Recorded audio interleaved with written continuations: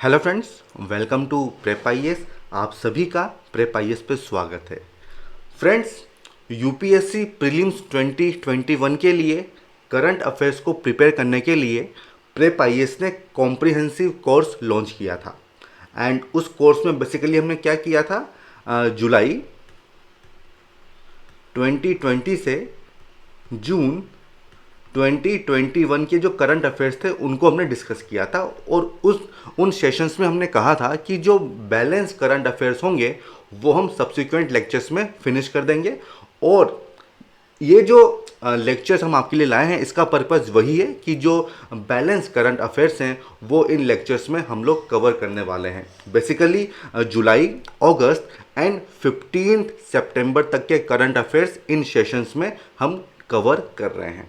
तो देखिए, आज का जो हमारा सेशन है ये सोशल इश्यूज को लेके है, पार्ट 2। इसका पार्ट 1 ऑलरेडी हम डिस्कस कर चुके हैं। एंड देखिए, ज़्यादा टॉपिक्स नहीं है, बहुत ब्रीफ में इसको करेंगे, आपका ज़्यादा टाइम नहीं लगने वाला है, ठीक है। तो देखिए, सबसे पहला जो टॉपिक है वो है इंटरनल माइग्रेंट्स। देखिए, क्यों न्यूज में था, कोविड की वजह से क्वेश्चन आ सकता है। देखिए, कुछ फैक्चुअल इंफॉर्मेशन है जो आपको पता होनी चाहिए, इसलिए ये टॉपिक मैंने यहाँ पे रखा है। देखिए, अगर 2011 सेंसस देखें तो उसने ये कहा था कि 450 मिलियन इंटरनल माइग्रेंट्स हैं based on place of last residence. तो देखिए, ये 450 मिलियंस मीन्स 45 करोड़, ये फिगर आपको याद रखना चाहिए। यूपीएससी क्या करेगी, इसको 4 करोड़ कर सकती है, ठीक है, 10 करोड़ कर सकती है।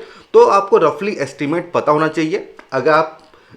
अगर आप प्रपोर्शन देखें तो अराउंड 37% ऑफ टोटल पॉपुलेशन।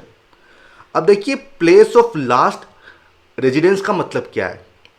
देखिए, सेंसस में जो प्लेस आपने बताया है, अगर वो प्लेस आपके इमीडिएट लास्ट रेजिडेंस से अलग है तो इस कैटेगरी में उसको शामिल किया जाएगा, ठीक है। आई होप ये चीज़ क्लियर होगी।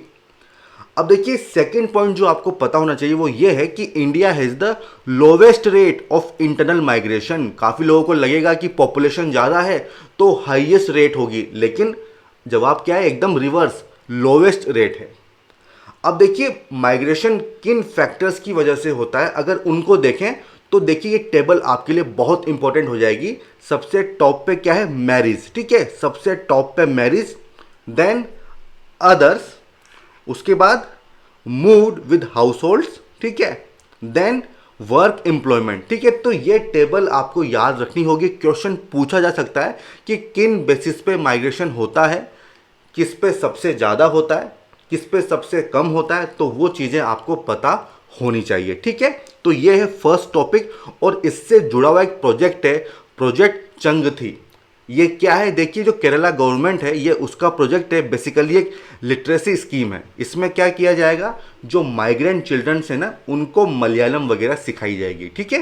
तो ये एक इंफॉर्मेशन है जो आपको पता होनी चाहिए।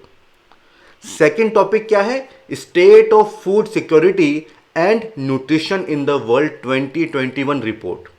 क्वेश्चन क्या आएगा कि इस रिपोर्ट को कौन रिलीज करता है, तो आंसर है फूड एंड एग्रीकल्चर ऑर्गेनाइजेशन। ये ऑलरेडी हम डिस्कस कर चुके थे, जो हमारा पार्ट 1 था, ठीक है। तो रिलीज करता है फाओ, लेकिन इसको प्रिपेयर कौन करता है, जॉइंट कोलैबोरेशन है, फाओ है, आईएफएडी है, यूनिसेफ है, ठीक है, वर्ल्ड फूड प्रोग्राम है एंड डब्ल्यूएचओ। तो इन सबके जॉइंट एफर्ट्स होते हैं। तो ये एडिशनल इंफॉर्मेशन है जो आपको पता होनी चाहिए, ठीक है। बढ़े आगे, चलिए। अब देखिए, जो थर्ड टॉपिक है वो है the trafficking in persons prevention care and rehabilitation bill 2021। देखिए, इसको किसने प्रिपेयर किया है, ministry of women and child development ने। और इसको शॉर्ट में क्या बोला जा रहा है, टिप, ठीक है। तो इसलिए थोड़ा सा इंटरेस्टिंग हो भी जाता है। देखिए, क्वेश्चन आता है कि ट्रैफिकिंग का मतलब क्या है। तो देखिए, ट्रैफिकिंग का मतलब होता है कि जब आप ह्यूमन की ट्रेड करते हो, किस पर्पस से, फोर्स्ड लेबर के लिए, ठीक है, सेक्सुअल स्लेवरी के लिए, या फिर कॉमर्शियल सेक्सुअल एक्सप्लॉयटेशन के लिए, ठीक है। तो वो सब चीज़ें शामिल होती है ट्रैफिकिंग में। अब देखिए, ऐसा नहीं है कि ट्रैफिकिंग को लेके कोई लॉ नहीं है इंडिया में, ऑलरेडी लॉ है, आपके सामने है। Criminal law amendment act 2013, immoral trafficking prevention act of 1956, लेकिन इनके बावजूद भी एनसीआरबी का डाटा दिखाता है कि ट्रैफिकिंग बढ़ रही है। मींस ये जो लॉ है ये इनएडिकेट है और इसीलिए इस बिल को जो है लाया गया है। ठीक है, तो क्वेश्चन क्या आएगा? क्वेश्चन ये आएगा कि इससे पहले इंडिया में कोई भी लॉ नहीं है जो ट्रैफिकिंग को डील करता हो। ठीक है, तो आपको जवाब पता है ना? ठीक है, और देखिए यहाँ पे आपको एक ग्राफ दिखाया गया है जिसमें top 5 purposes of human trafficking दिखाए गए हैं और सबसे टॉप पे क्या है? Force labour. ठीक है, तो यहाँ से आप पता कर सकते हैं कि ट्रैफिकिंग का मतलब क्या होता है। ठीक है, आई होप ये चीज़ क्लियर होगी। आगे बढ़े, चलिए। अब देखिए ये जो बिल है इसके प्रोविजंस क्या है ये आपको पता होनी चाहिए। इसका एम, ऑब्जेक्टिव क्या है कि जो ट्रैफिकिंग है उसको प्रिवेंट करना, उसको काउंटर करना, स्पेशली वुमेन एंड चिल्ड्रन के लिए। देखिए स्पेशली है, केवल वुमेन एंड चिल्ड्रन नहीं है, स्पेशली मतलब मेन फोकस उन पे किया गया है। केयर प्रोवाइड करनी है, उनको प्रोटेक्ट करना है, जो विक्टिम्स है उनको रिहेबिलिटेट करना है, तो ये सब इसका ऑब्जेक्टिव है। ठीक है, चलिए अब देखिए क्वेश्चन किस पे बनेगा, वो ये सारे पॉइंट हैं। It extends to all citizens inside as well as outside India. तो ये चीज़ आपको याद होनी चाहिए कि सिटीजन्स होने चाहिए, भले ही वो कहीं पे भी हो, इंडिया में हो चाहे बाहर हो, उन सब पे ये एप्लीकेबल होगा। ठीक है, then persons on any ship और एयरक्राफ्ट रजिस्टर्ड इन इंडिया। ठीक है, तो उस पर भी एप्लीकेबल होगा। ठीक है ना? Interesting point. ठीक है, एंड उसके बाद क्या है? फॉरेन नेशनल और स्टेटलेस पर्सन। ठीक है, रिफ्यूजी वगैरह जो होते हैं, ठीक है, फॉरेन नेशनल या फिर stateless person who has his or her residence in India at the time of commission of offence. जब ऑफेंस कमिट किया गया है, अगर उस समय वो इंडिया में रिजाइड करते हैं, फॉरेन नेशनल या फिर स्टेटलेस पर्सन, तो उनके लिए भी ये बिल एप्लीकेबल होगा। ठीक है, चलिए आगे बढ़े। ओके, तो इन पर देखिए क्वेश्चन पूछा जा सकता है। It extends beyond the protection of women and children as victims to now include transgenders as well as any person। ठीक है भाई, तो इसीलिए मैंने आपको कहा था कि वुमेन एंड चिल्ड्रन ओनली नहीं है। ठीक है, ट्रांसजेंडर्स, एनी पर्सन्स इसमें शामिल हैं। ठीक है, तो ये चीज़ आपको याद रखनी होगी, बहुत इंपॉर्टेंट है, क्वेश्चन पूछा जा सकता है। ठीक है, और क्या प्रोविजंस हैं? देखिए NIA, नेशनल इन्वेस्टिगेशन एजेंसी, वो इसकी इन्वेस्टिगेटिंग एंड कोऑर्डिनेटिंग एजेंसी होगी। बहुत ही इंपॉर्टेंट इंफॉर्मेशन है, इस पर क्वेश्चन आ सकता है। इसके अलावा देखिए एक कमेटी बनाई गई है, क्या नाम है उसका? National anti human trafficking committee. और इसको कौन सेटअप करेगा? सेंट्रल गवर्नमेंट इसको सेटअप करेगी। और पर्पस क्या है कि ये जो एक्ट है इसके प्रोविजंस का इफेक्टिव इम्प्लीमेंटेशन हो रहा है कि नहीं हो रहा है, इस चीज़ को इंश्योर करने के लिए इस कमेटी को बनाया गया है। क्या नाम है? National anti human trafficking committee.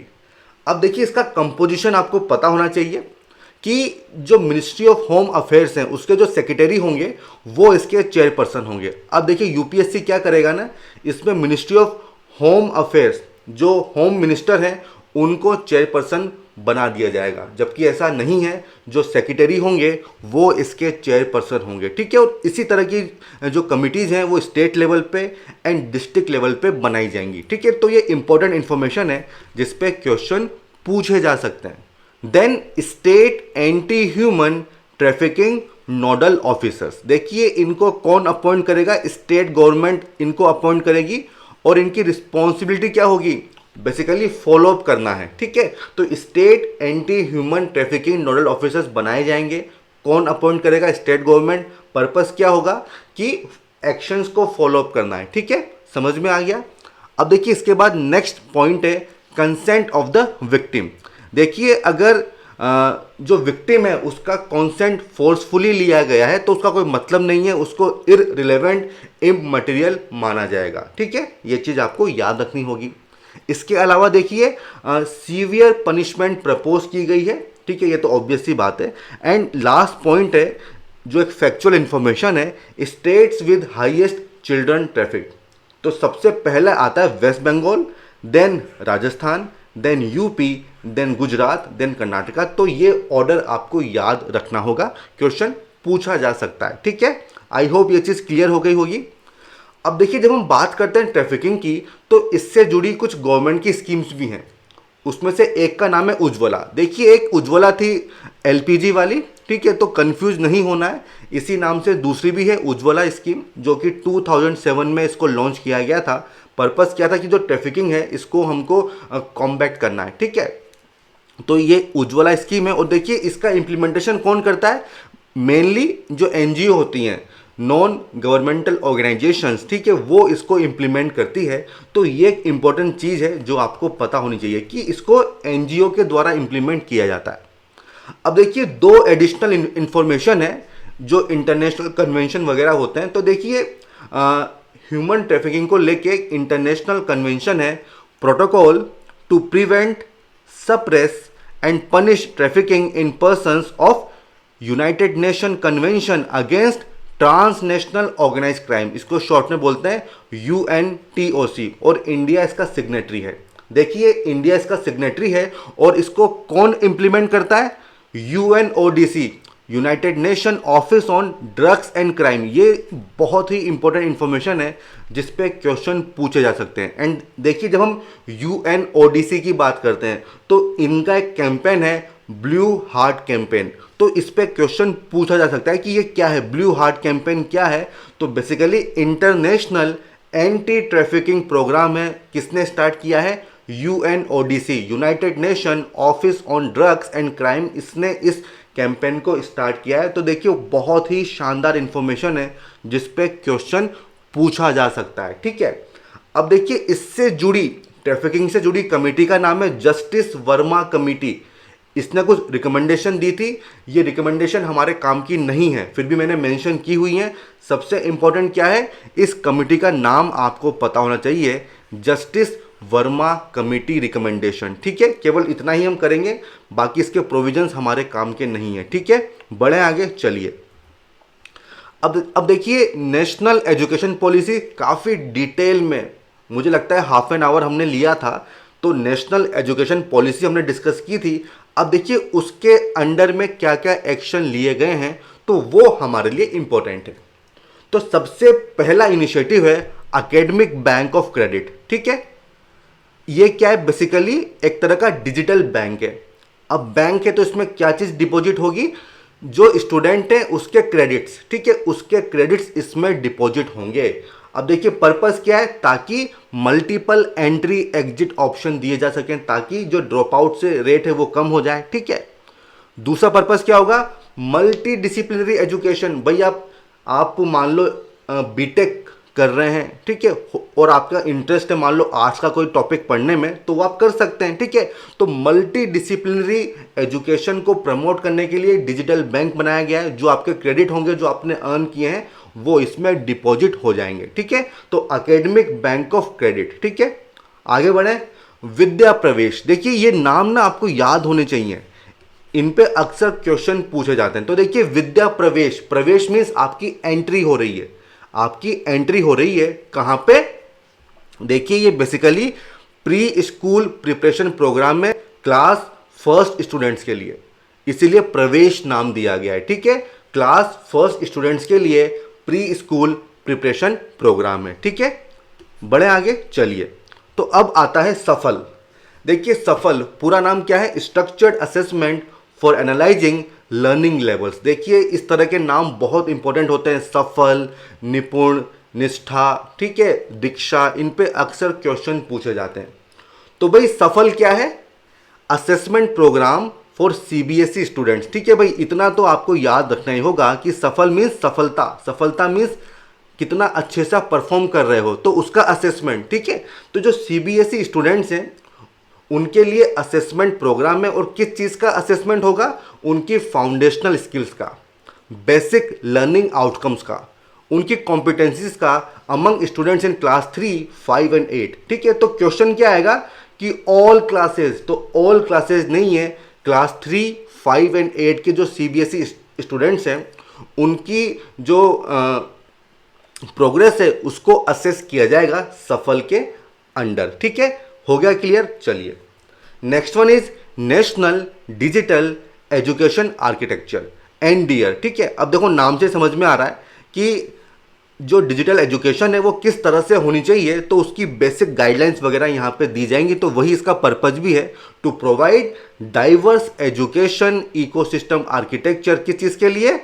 For development of digital infrastructure. ठीक है, तो नाम से समझ में आ रहा है कि डिजिटल इंफ्रास्ट्रक्चर को प्रमोट करने के लिए किस तरह का आर्किटेक्चर होना चाहिए, क्या गाइडलाइंस वगैरह होना चाहिए, तो उसके लिए इस प्रोग्राम को बनाया गया है, नेशनल डिजिटल एजुकेशन आर्किटेक्चर। ठीक है, बढ़े आगे, चलिए अब देखिए इसके बाद है नेशनल एजुकेशन टेक्नोलॉजी फोरम। देखिए काफ़ी सारी चीज़ें हैं, बट देखिए क्वेश्चन आ सकते हैं और अक्सर क्वेश्चन पूछे जाते हैं, इसलिए आप किसी को भी नहीं छोड़ सकते हो। नेशनल एजुकेशन टेक्नोलॉजी फोरम, देखो फोरम मीन्स एक प्लेटफॉर्म होगा और लिखा हुआ है टेक्नोलॉजी। तो देखिए ये एक ऐसा प्लेटफॉर्म होगा जहाँ पे टेक्नोलॉजी के यूज़ को लेके आप अपने आइडियाज़ को एक्सचेंज कर सकते हो। तो उसके लिए इस फोरम को बनाया गया है। और किस तरह की टेक्नोलॉजी, जैसे कि आर्टिफिशियल इंटेलिजेंस हो गया, ब्लॉकचेन हो गया, मशीन लर्निंग वगैरह हो गया। ठीक है, तो उसके लिए इस प्लेटफॉर्म को बनाया गया है। ठीक है, आ गया समझ में? अब देखिए it will also provide independent evidence based advice. किसको देगा? सेंट्रल गवर्नमेंट को और स्टेट गवर्नमेंट की जो एजेंसीज हैं उनको एविडेंस बेस्ड एडवाइस भी प्रोवाइड की जाएगी। तो ये भी एक इंपॉर्टेंट इंफॉर्मेशन है जिस पे क्वेश्चन आ सकता है। वो आते ना 1 and 2, बोथ 1 and 2, नीदर 1 2। ठीक है, तो इस तरह से क्वेश्चन पूछा जा सकता है। ठीक है, बढ़े आगे, चलिए अब देखिए सबसे इंपॉर्टेंट जो चीज़ है, ठीक है, जो मुझे लगी इन 2 मंथ्स के करंट अफेयर में, वो है निपुण भारत। इस पे क्वेश्चन आ सकता है। देखिए निपुण भारत, और ये बेसिकली जो नेशनल एजुकेशन पॉलिसी है उसके अंडर में इसको लॉन्च किया गया था। इसकी फुल फॉर्म क्या है? National initiative for proficiency in reading with understanding and numeracy, और उसको शॉर्ट में बताया गया है निपुण भारत। देखिए इसका पर्पस क्या है? इसका पर्पस है जो फाउंडेशनल लिटरेसी है एंड जो न्यूमरेसी है उसको आपको प्रमोट करना है। ठीक है, FLN इसको शॉर्ट में कहा गया है, और उसके लिए एक नेशनल मिशन है। एंड जो समग्र शिक्षा जो एक सेंट्रली स्पॉन्सर्ड स्कीम है उसके अंडर में इसको लॉन्च किया गया है। अब देखिए क्वेश्चन आता है कि फाउंडेशनल लिटरेसी एंड न्यूमरेसी ये होता क्या है? FLN, तो देखो नाम से लग रहा है कि आप अच्छे से रीड कर पाएँ, राइट कर पाएँ, जो बेसिक मैथमेटिक ऑपरेशंस होते हैं अगर उसको आप कर पाते हैं उसको कहते हैं फाउंडेशनल लिटरेसी एंड न्यूमरेसी। नाम से समझ में आ रहा है। अब देखिए क्वेश्चन क्या आ सकता है? क्वेश्चन ये आएगा कि निपुण भारत, इसका रिलेशन किस चीज़ के साथ है? तो ये एक तो आपको याद होना चाहिए, फाउंडेशनल लिटरेसी एंड न्यूमरेसी का नेशनल मिशन है। दूसरी बात आती है इसका ऑब्जेक्टिव क्या है, तो ये इंपॉर्टेंट है। देखिए इसका ऑब्जेक्टिव है कि बाय 2026-27 2026-27 तक every child achieves this learning competency in reading, writing and numeracy at the end of grade 3। देखो ग्रेड 3 तक आपको अचीव करना है, and not later than grade 5। तो एक ऑप्शन भी दिया गया है, ग्रेड 3 तक तो अचीव करना ही करना है, और अगर नहीं कर पाते हो तो भाई मैक्सिमम ग्रेड 5 तक आपको इसको अचीव करना है। टाइम पीरियड क्या है? 26-27। ठीक है, तो इस पे क्वेश्चन आ सकता है कि भाई इसका जो ऑब्जेक्टिव है, ठीक है, वो क्या है, उसको कब तक अचीव करना है। ठीक है, समझ में आ गया? अब देखिए it aims to cover the learning needs of children in the age group of 3 to 9 years including pre school to grade 3। तो ग्रेड 3 आपको याद रखना होगा। निपुण भारत में ग्रेड 3 तक जो है बात हो रही है, और अगर नहीं हो पाता है तो ग्रेड 4 and 5। ठीक है, इस चीज़ को आपको याद रखना होगा। अब देखिए ये जो कहा गया है ना, नॉट लेटर देन ग्रेड 5, तो इसके लिए एक अलग से प्रोविजन डाला गया है कि वो चिल्ड्रन जो क्लास 4 क्लास 5 में है लेकिन उन्होंने फाउंडेशनल स्किल अभी तक अचीव नहीं की है, तो उनके लिए कुछ एडिशनल प्रोविजन डाले गए हैं, कुछ सपोर्ट सिस्टम की व्यवस्था की गई है। जैसे कि individual teacher guidance and support उनको मिलेगा, पीयर सपोर्ट उनको मिलेगा, कुछ लर्निंग मटेरियल वगैरह भी उनको दिए जाएंगे। तो ये चीज़ भी आपको याद रखनी होगी। ठीक है, ये चीज़ भी आपको याद रखनी होगी। तो देखिए इस पर क्वेश्चन आ सकता है। ठीक है, और भी इस पर काफ़ी सारे प्रोविजंस हैं, जैसे कि इसका फोकस क्या है तो उसको भी देख लेते हैं। ठीक है, अगर किस्मत खराब होगी तो क्वेश्चन इस पर भी पूछे जा सकते हैं। ठीक है, जनरली पूछे नहीं जाते हैं, लेकिन फिर भी हम डिस्कस कर लेते हैं। देखिए फोकस किस पर रहेगा कि जो स्टूडेंट्स हैं उनको आपको रिटेन करना है इन फाउंडेशनल ईयर्स। पहला फोकस ये है। दूसरा फोकस क्या है, भाई आप स्टूडेंट्स की तो बात कर रहे हो, लेकिन टीचर्स भी तो उसी कायदे के होने चाहिए ना। तो टीचर कैपेसिटी बिल्डिंग प्रोग्राम भी इसमें चलाए जाएंगे, ठीक है। और प्रोग्रेस को भी ट्रैक किया जाएगा, ईच एंड एवरी चाइल्ड उसकी जो प्रोग्रेस है उसको भी ट्रैक किया जाएगा। इसके अलावा देखिए लर्निंग मटेरियल्स जो लर्निंग मटेरियल्स हैं उनको भी डेवलप किया जाएगा, ठीक है। तो ये इसके फोकस एरिया है। अब देखिए इसका इम्प्लीमेंटेशन जो है वो 5 टीयर मैकेनिज्म के थ्रू होगा। तो ये नई चीज़ है, और जो चीज़ नई होती है ना उस पर अक्सर क्वेश्चन पूछे जाते हैं।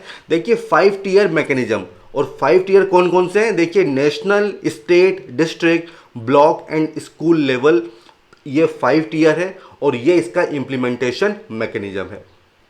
कौन इसको इंप्लीमेंट करेगा, कौन एजेंसी है, department of school education and literacy, जो कि मिनिस्ट्री ऑफ एजुकेशन के अंडर में आता है। ये बेसिकली नेशनल लेवल पे इंप्लीमेंटिंग एजेंसी होगी, और इसको कौन हेड करेंगे, मिशन डायरेक्टर, ठीक है। मिशन डायरेक्टर जो है वो इसको हेड करेंगे। देखिए जहाँ तक इम्प्लीमेंटेशन की बात है तो स्टेट्स का क्या रोल है ये भी अच्छे से बताया गया है। प्लान्स वगैरह प्रिपेयर करने की जिम्मेदारी स्टेट्स की है। इसके अलावा टीचर्स एडिकेट नंबर में होने चाहिए, उनकी कैपेसिटी बिल्डिंग वगैरह भी करनी है। ये सारी रिस्पॉन्सिबिलिटी दी गई है किसको, स्टेट्स को दी गई है, ठीक है। तो ये चीज़ आपको याद रखनी होगी।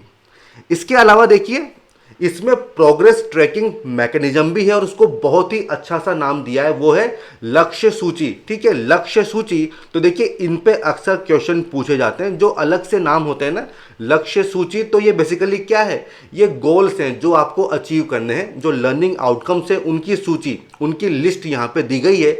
और देखिए इसमें गोल्स को 3 कैटेगरी में डिवाइड किया है, गोल 1, गोल 2 एंड गोल 3। गोल 1 में क्या है, हेल्थ एंड वेलबींग। गोल 2 में क्या है, इफेक्टिव कम्युनिकेटर्स क्या वो हैं कि नहीं है। एंड गोल 3 है इन्वॉल्व लर्नर्स, ठीक है। तो ये 3 गोल हैं।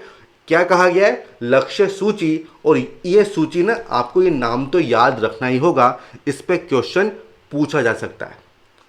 अब देखिए इसमें क्या स्ट्रेटजी यूज की जाएंगी वो भी हमारे लिए एक बार देखना जरूरी है। देखिए इसमें जो मेथड यूज किए जाएंगे, जो पेडागोगी इसमें यूज की जाएगी वो काफ़ी इंटरेस्टिंग है।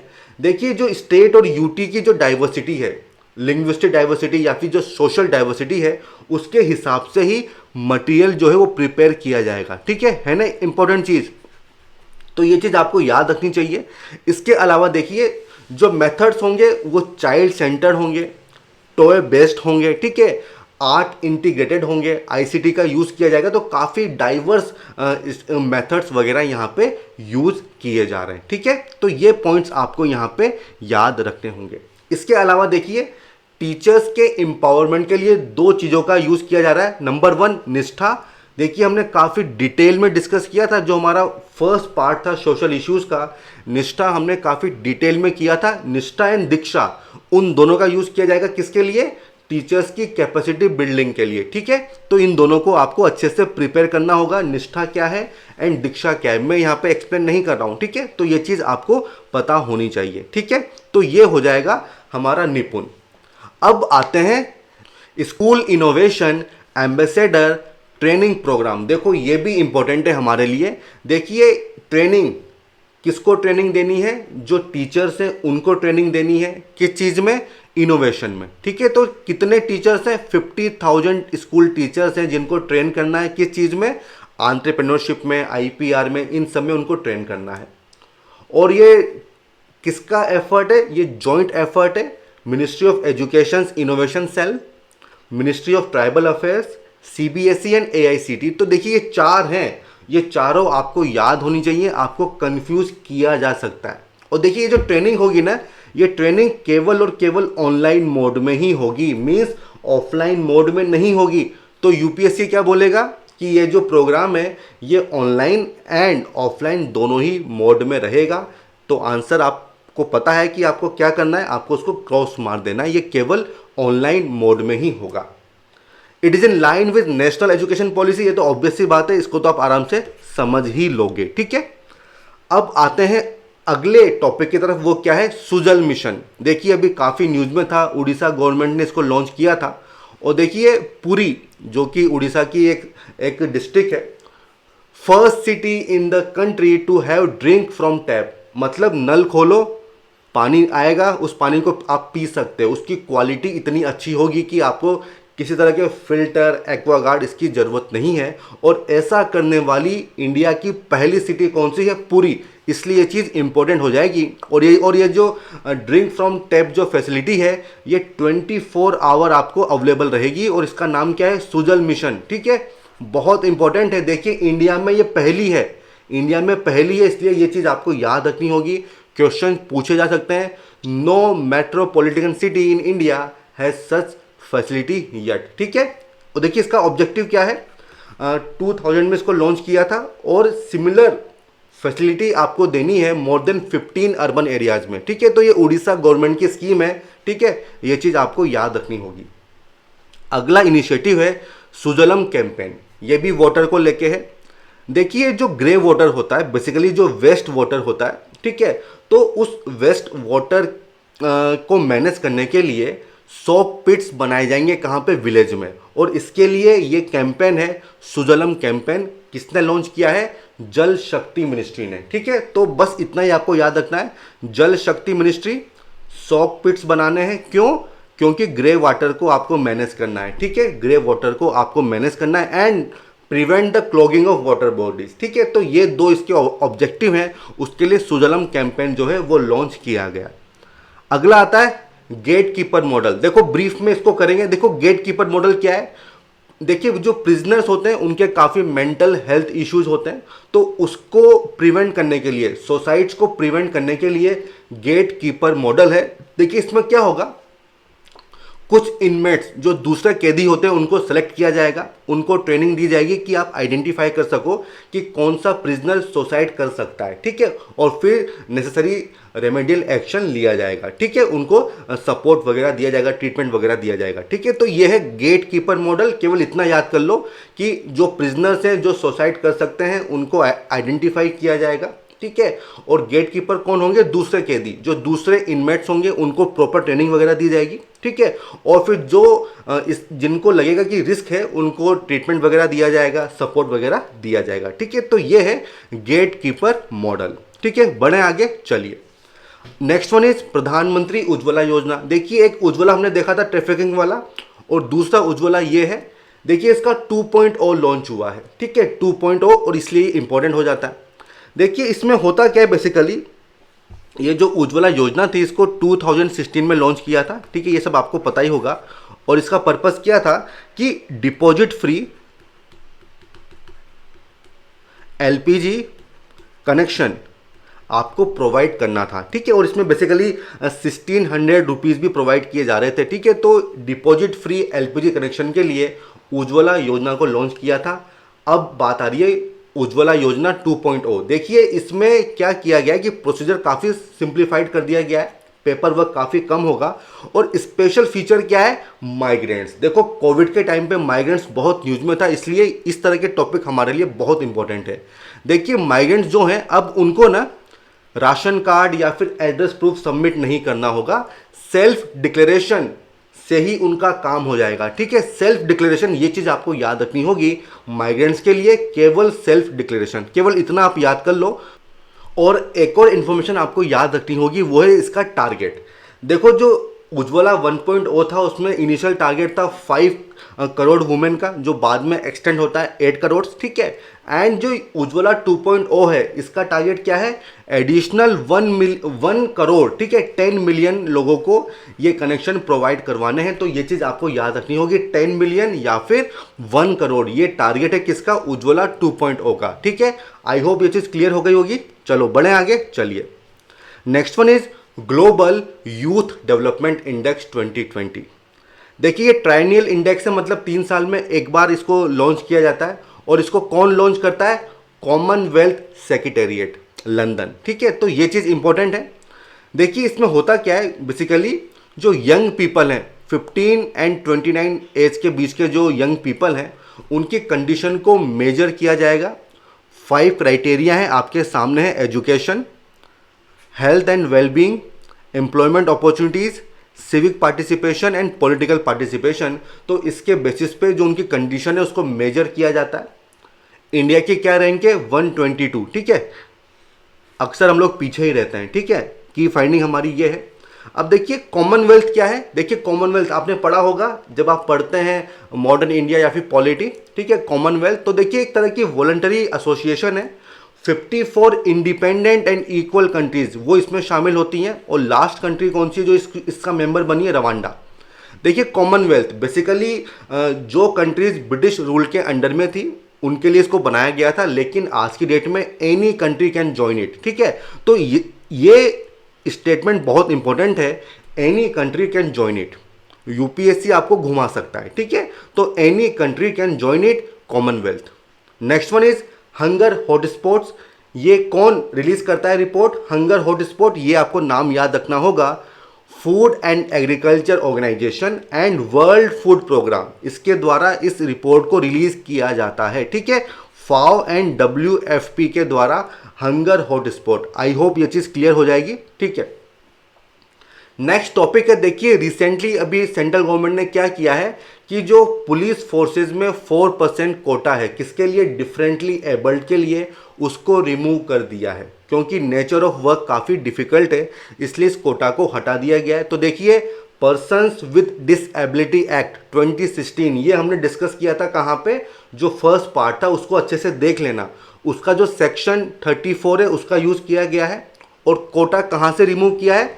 All post of IPS, RPF, Delhi Andaman Nicobar island, Lakshadweep, Daman Diu, Dadra Nagar Haveli, उसकी जो पुलिस फोर्स है, all combatant post of CAPF, उनसे भी इस कोटा को हटा दिया गया है। देखिए ये जो एक्ट है ये गवर्नमेंट जॉब्स में 4% कोटा प्रोवाइड करता है। ठीक है, और इस कोटा को इस कैटेगरी से हटा दिया गया है।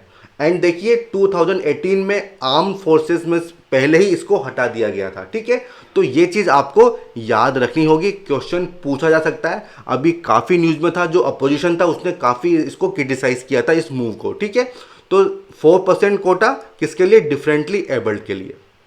अब देखिए आज का आखिरी टॉपिक है आरोग्य धारा 2.0। देखो ये इवेंट था, इस इवेंट को किसने लॉन्च किया था? नेशनल हेल्थ अथॉरिटी ने। और क्यों?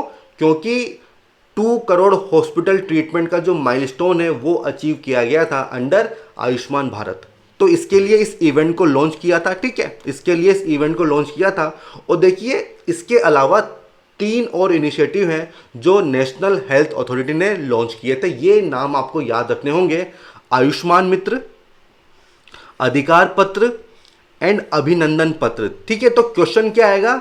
अधिकार पत्र, अभिनंदन पत्र ये न्यूज़ में थे, इनका रिलेशन किस चीज़ के साथ है? ठीक है, तो आरोग्य धारा, national health authority and Ayushman Bharat प्रधानमंत्री जन आरोग्य योजना, ये चीज़ आपको याद रखनी होगी। इनकी डिटेलिंग आप देख लीजिए। अधिकार पत्र, अ welcome note containing information about rights of beneficiaries. ठीक है, तो अधिकार मीन्स आपके क्या राइट्स हैं। अभिनंदन मीन्स थैंक यू, हिंदी में यही तो बोलेंगे, thank you note to the beneficiary. And Ayushman Mitra ये तो आप जानते ही हैं। ठीक है, तो ये सब लॉन्च किए गए थे। तो फ्रेंड्स देखिए इसी के साथ जो हमारा आज का सेशन है इसको हम कंक्लूड करते हैं। ज़्यादा करंट अफेयर्स नहीं है, इसको आप कर लीजिए। काफ़ी ब्रीफ में मैंने आपको एक्सप्लेन किया है और ये PDF आपको मिल जाएगी। ठीक है, तो आप आराम से रिवाइज कर सकते हैं। अगर आपका कोई डाउट हो तो आप कमेंट सेक्शन में मुझसे पूछ सकते हैं। और हाँ, अगर आपको ये सेशन पसंद आया हो तो इसको लाइक कीजिए, साथ ही साथ हमारे चैनल को सब्सक्राइब कीजिए, शेयर कीजिए, फॉरवर्ड कीजिए, ताकि जो आपके फ्रेंड्स हैं वो भी इससे जुड़ सकें। तो ठीक है फ्रेंड्स, हम फिर मिलेंगे, तब तक के लिए all the best, good bye.